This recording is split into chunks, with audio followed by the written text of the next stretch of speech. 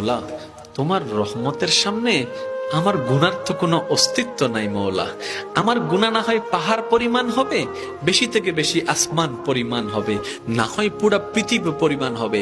তোমার রহমত তো অগণিত, তোমার রহমত তো অসীম, তোমার রহমত তো আনলিমিটেড। এবার রব্বে করিম বলে, তাহলে ঘাবড়াস কেন, তাহলে মন ছোট করস কেন?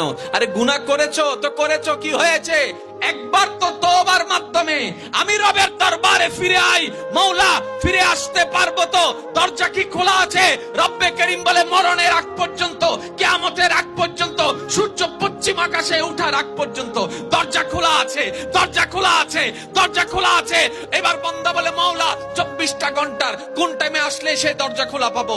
রব্বে করিম বলে, আরে ব্যাংকের দরজা খোলা থাকে নির্দিষ্ট সময়ে, অফিস আদালতের দরজা খোলা থাকে নির্দিষ্ট সময়ে, এমনকি ঘরের দরজাও খোলা থাকে নির্দিষ্ট সময়ে, এর বাইরে যাই না। কিন্তু তোর রবের দরবার এমন একটা দরবার, 24টা ঘন্টার যেই কোনো মুহূর্তে তুই আসবি, তোর রবের দরবার তোর জন্য খোলা থাকবে। সুবহানাল্লাহ।